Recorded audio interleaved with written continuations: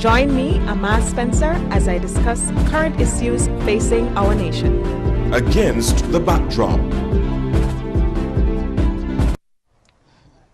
Good morning. Welcome to Against the Backdrop here on ABS TV Channel 10 and ABS Radio 90.5 FM. I'm Amar Spencer Sears. In this morning's program, I'm joined by Mrs. Solange Baptiste. She is the Manager of Information Services at the Antigua and Barbuda Bureau of Standards, and Mr. Alan Michael. He's the Standardization Officer, Technical Services with responsibility for metrology, also at the Antigua and Barbuda Bureau of Standards. Good morning, and thanks for joining me this morning. Good morning. Thanks for having us. So as part of the recognition of World Metrology Day, which was observed on Saturday, May 20th, under the theme Measurements for Transport, the Bureau announced its intention to start a fuel dispenser verification program. This initiative is also supported by the December 2016 proclamation of the Metrology Act 2007. It is expected that the verification program will come on stream by the end of June of this year. So before we get into this fuel pump verification program and more details on this initiative, we'll start by speaking on the mandate of the Bureau of Standards, which includes ensuring quality infrastructure. It also involves measurement or metrology, which is the science or the study of measurements, as key components to quality infrastructure. And then there's also stakeholder engagement. So good morning once again. Good morning. I'd like for you to break down exactly what the Bureau of Standards does here in Antigua and Barbuda. Okay, well, currently the Antigua and Barbuda Bureau of Standards wants to be seen as the principal organization responsible for quality infrastructure and the promotion of quality culture in Antigua and Barbuda. Now, within the standards arena, we have something that we call the Quality House. And that house has specific pillars which make up, if you want to say, the functional mandate of the Bureau of Standards. One such, of course, as the names of the organizations would express, standards development would be one, but metrology is one such pillar. So I would let Mr. Michael expound more on that, since he's our specialist in that area. Okay, and also before Mr. Michael speaks, explain what quality infrastructure is as well, or do you want him to explain that? Well, as Mrs. Baptiste was saying, the quality infrastructure consists of the pillars of the quality house per se.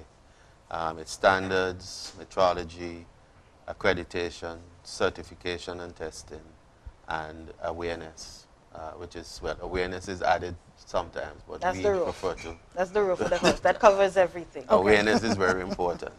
And all of these things combine to ensure that you have a full, you can sustainably deliver quality in your services or products. And what type of services are we talking? Any services like tourism services, banking services, quality, even in industries where you doing production. So for even the small business, the agro-processors and things like that. It allows you to deliver consistent product or service so that you can improve, because one of the things we said too is that if you can't measure it, you can't improve it. Right. So it allows you to provide a sustainably good performance in your business, whether it's a service-oriented or a product-oriented business. Okay. And with so many different services that it covers and products type business that it covers, then how do you at the Bureau of Standards look at those different variables among the different types of businesses? Well, we at the Bureau is mainly divided into three departments at the moment. We have the standards development, which is responsible for the development of standards, new standards, and the promotion of standards in the form of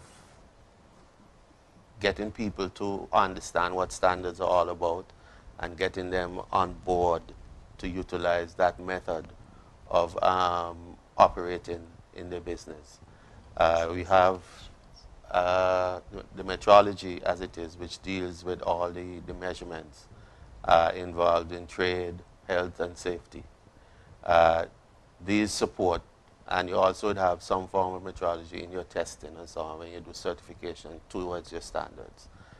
If you have a standard and you want to verify that persons are adhering to the standards, you will do some form of testing in relation to that standard to verify that the points of the standard are met. And then you have our Information Services Department, which deals with all the awareness, the public face of the Bureau, and that aspect of it. Okay. And how knowledgeable would you say residents in Antigua are about the Bureau and what exactly the Bureau does? Well, this is something that we are constantly, trying to find out, trying to evaluate, and we will definitely be doing a lot more of that, as time goes by, and especially in the face of new initiatives, new services that we're offering, in terms of building out quality infrastructure that can serve our economic activity here in Antigua and Barbuda. So the Bureau of Standards, because it tends to be behind the scenes sort of operation, many persons tend from time to time not to really know about it. But I think we have been able to, present ourselves, a little better over the last few years. I think more persons are getting to know about the Bureau. And of course, this is something that we will constantly work on, okay. Because at the end of the day, as I mentioned earlier, one of our mandates is to help promote quality culture. Now, of course, when you think about a culture, you're thinking about a person's psyche, you're thinking about the hegemons or the very things that they filter life through. And so we want persons to be thinking about quality, not just from a standpoint of what they're receiving, but even in terms of their interaction in the trade arena, in whatever sphere, that they think there must be quality coming from me and coming to me. So these are some of the things, if you want to say, ideologies that we embrace, within the information services for the Bureau in terms of what we're putting out and the kind of mentality we're trying to craft, towards quality and quality culture. Okay, so when a person is setting up a business, do they have to go through the Bureau of Standards at some point in time to make sure that their quality is up to par? Well, we work along with a number of other business support organizations, our trade headquarters, ABIA, Consumer Affairs, different organizations. And so we collaborate sometimes on these matters. So sometimes you might find a person might come to the Bureau and they ask a certain set of questions. We would then have to refer them to other organizations and vice versa. So it just depends on what it is. So if a person, for example, is seeking to produce a product, or they are already producing a product and they want to export it, they can contact the Bureau, for example, to find out maybe what the requirements are in the country of export, in the country they want to export to. Okay. And through our inquiry point, because we're also responsible for the TBT inquiry point, that's the inquiry point for the WTO agreement on technical barriers to trade, which has to do with really standards that are put in place to guide production and service production and so forth in any specific country. So a person could come, maybe make those inquiries. Sometimes persons come and want to know if there are specifications for a particular product that they want to produce, so that they have a guide to do so, and again be able to use such a document also to guide the quality of their product as well. And I would say when you look at a standard, you're dealing with the acceptable quality, the minimally acceptable quality. So you can use a standard to establish, if you want to say, the benchmark for your product. Then of course you can add and so on, and embellish for your own marketing purposes, right? So there are different things and issues that the public, the business public, could come to the Bureau for, but we don't mind if you're just curious.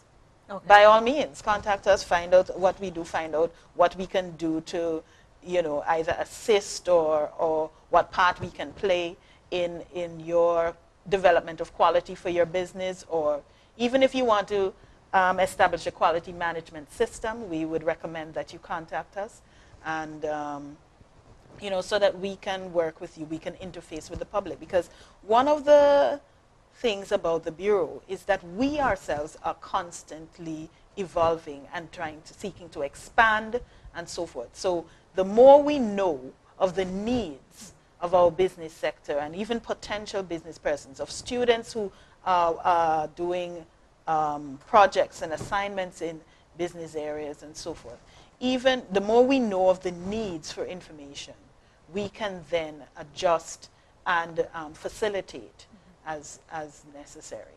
And so it helps us to have as much interaction with the public as possible on whatever it is that you might think, or even just on a point of curiosity. So are there certain establishments that by law are mandated to have contact with the Bureau after being established? For example, gas stations and maybe health facilities. Are those mandated by law to be in contact with the Bureau? Well, I don't know. Well, we might say maybe no. Maybe no. But Mr. Michael can speak more to that in terms of our Metrology Act, because that is the newest act on the block for us. Okay. So Well, the Metrology Act speaks to what we call legal metrology. That is the measurements that are enshrined in law. And those are generally in place to ensure fair trade and ensure health and safety, and also now to the environment. So anybody who is taking part in trade and they're selling by measurement, some form of measurement, the device that they use to measure has to be verified, right? So that is something that the Bureau will do. The device also has to be what we call type approved, in that the device must be suitable for the purpose that it's being used for. And it should be designed in such a way that the controls that are prescribed in law can be applied to the device. Meaning that if, for instance, there's something that we would check to ensure that it's measuring correctly, it must be able to seal that device so nobody can tamper, or that they cannot tamper with it without us knowing after it has been verified and things like that. So these are things that will now have to come into play since the act has been put into effect. It means that persons who sell these devices will have to have a license. If you are repairing the devices, you have to have a license as well. So those are some of the things, and generally too, the verification process for most of these devices, they must be verified at least once per year. By the Bureau? By the Bureau. Okay. So these are activities that will have to start to take place in, as time goes on. Okay. And so when was the act put into effect? April 3rd. Okay. April 3rd. So as I said, it is the newest legislation that we're seeking to deal with, and one that has quite a bit of potential, as I spoke earlier about us expanding services and so on. This is something that we're going to have to roll out to all traders who are using equipment and instruments of measurement within their trade, right? So this is something that we are going to be doing on a sector-by-sector basis, and the fuel dispenser retailers really are the first set. The first set, okay. Yes. And at some point, does it apply to the small man who may have a little stall at the market where they sell produce and they measure the items? If you're selling by weight or length or anything like that, your scale has to be verified. You're measuring, if you're using a tape or a rule to measure what you're selling, that has to be verified as well. Okay. So it's starting with the gas station, Yes. gas stations in Antigua. So there was, based on the release from the Bureau, I'm seeing that in January of this year, the Bureau of Standards carried out a calibration and verification training exercise for personnel in the fuel industry that was facilitated by experts from the Bureau of Standards, Jamaica. Yes. So tell us a little about that exercise and how that will help in going forward in this new initiative. Well, that exercise was also for us to get training in the procedures and manner of how you carry out the verification. We included the fuel company personnel because these are the technicians who actually maintain the devices and set them up. These are the ones, because we are not allowed to adjust a device when we are verifying it because it's a conflict of interest. If you adjust something, you're going to normally think that you will verify your own work. It's, you know, you're going to say whatever you do is good. So the fuel company personnel will do the adjustments and then we will do the verification.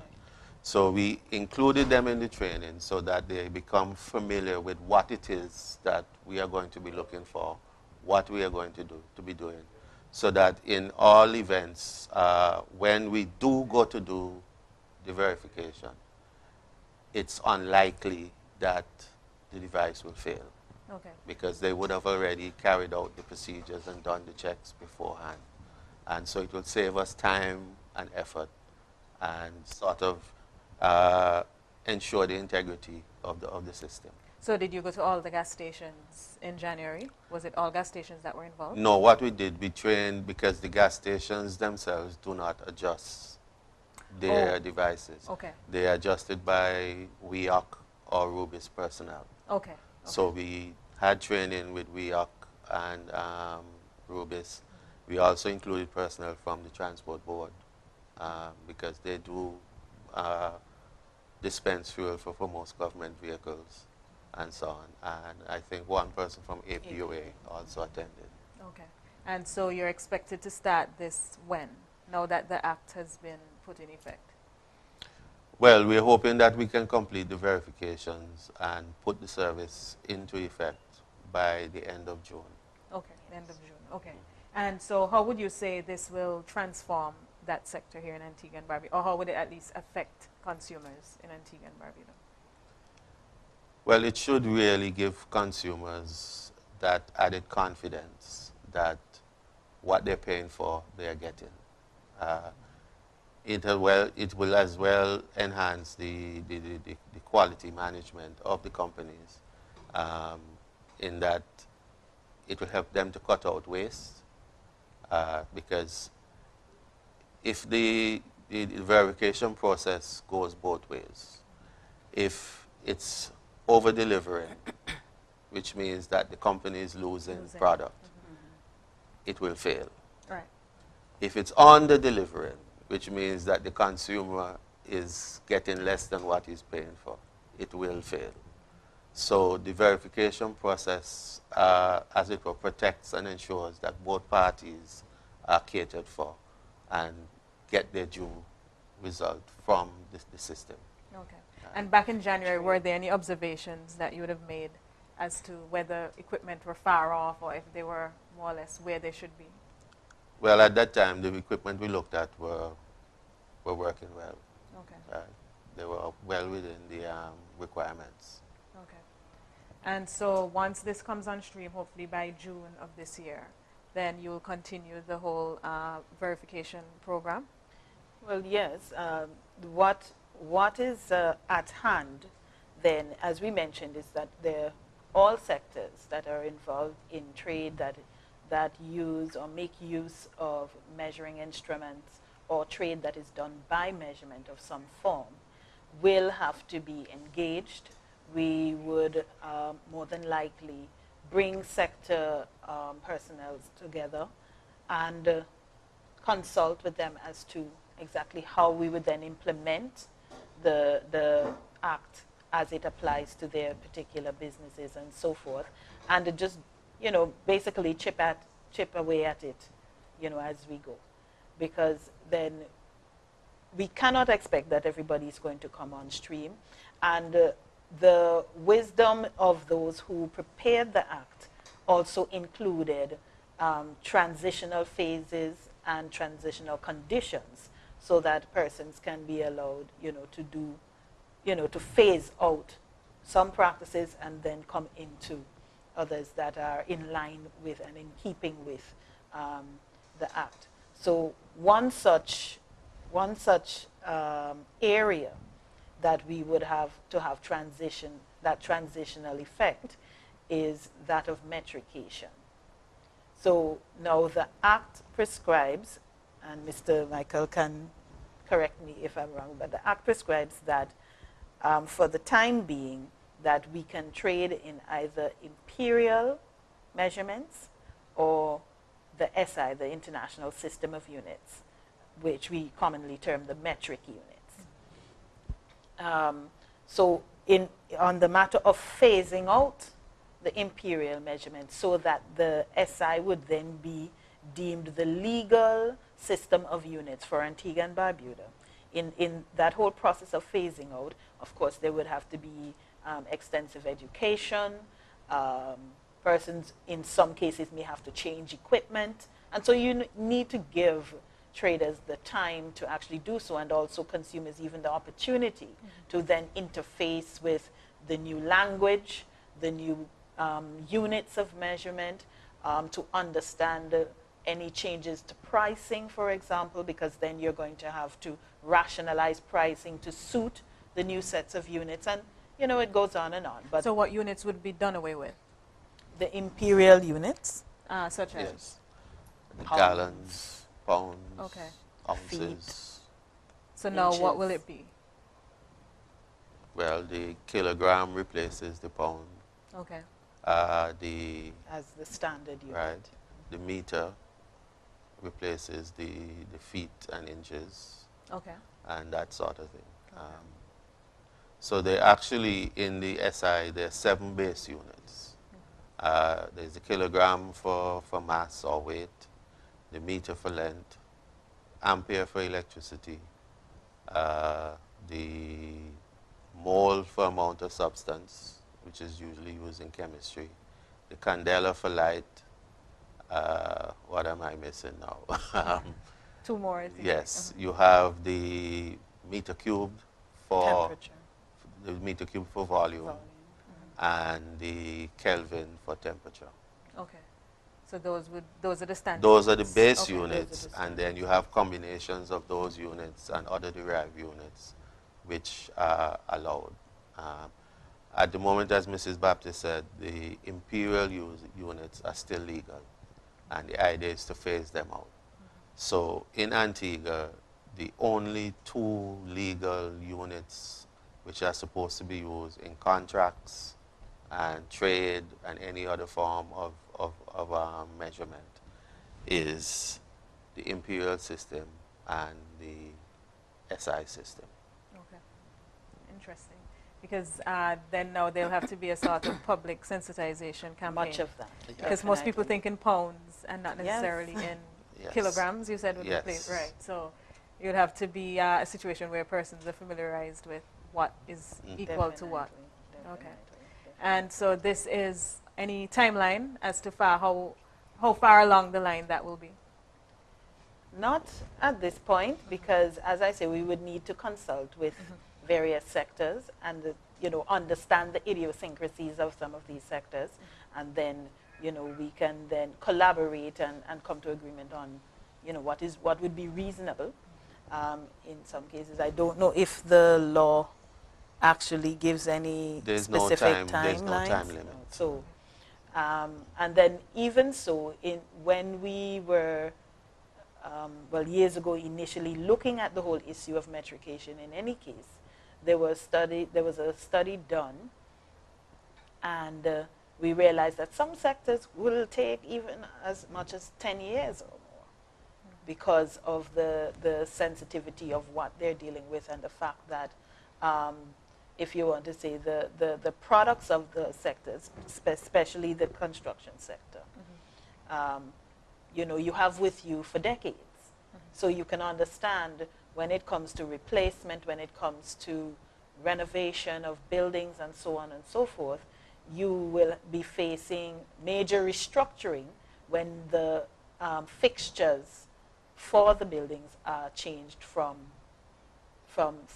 imperial units to the SI. Okay.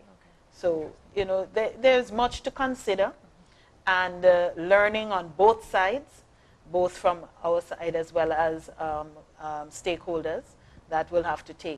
And so basically we're at the start of a very interesting and enriching journey, I would say, because, you know, it will take the country forward in its entirety.